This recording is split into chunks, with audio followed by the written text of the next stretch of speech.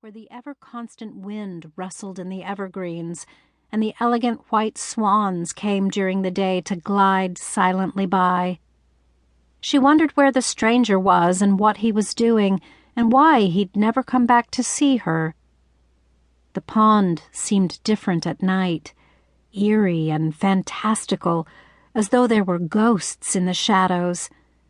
She stepped off her horse and tied the reins to a nearby pine, then headed for the perch where she'd first sat down with the stranger.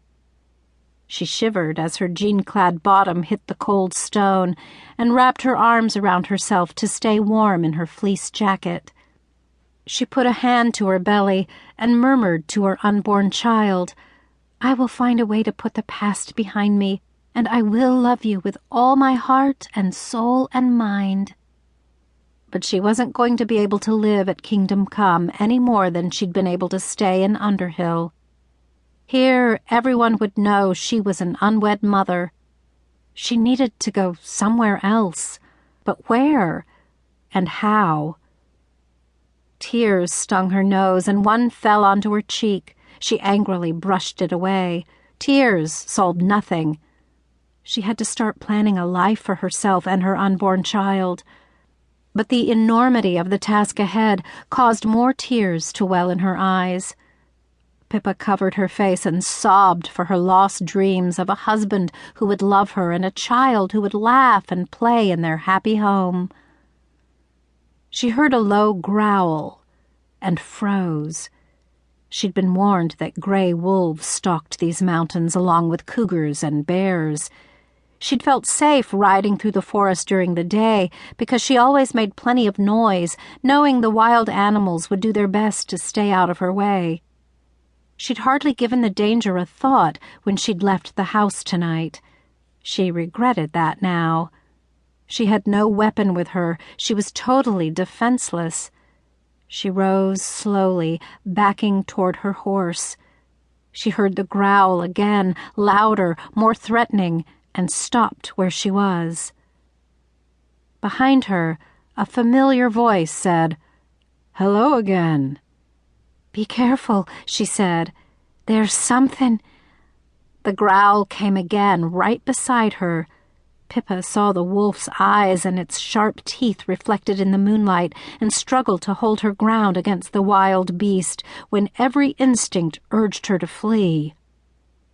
"Don't move," the stranger said, his voice filled with enough warning to raise the hairs on the back of her neck. "Stay back," she whispered. "Wolf," he said. "Sit." To Pippa's amazement, the wolf licked its chops and then sat down meekly in front of her.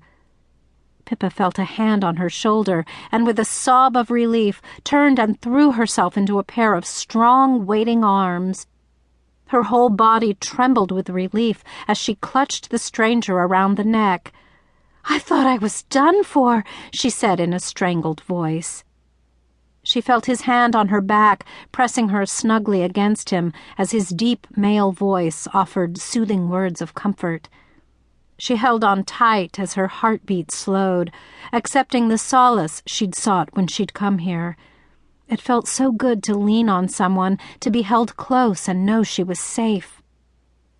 Pippa gradually became aware of her surroundings, of the wind rustling the trees, of the stranger's warm breath against her cheek, of an owl hooting in the distance, and that the man holding her had become aroused.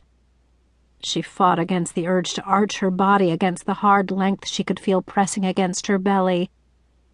Instead, she slowly freed herself from the stranger's embrace and backed away, staring warily at the man before her. The stranger's eyes gleamed with desire in the moonlight. She hitched in a breath of fear, aware that she was alone in the wilderness with someone she barely knew. He'd seemed friendly enough, but she had little reason to trust any man right now.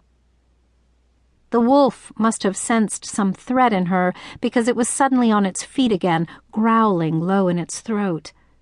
Pippa took a deep, calming breath. What had happened was the natural result of a man and a woman being in close proximity.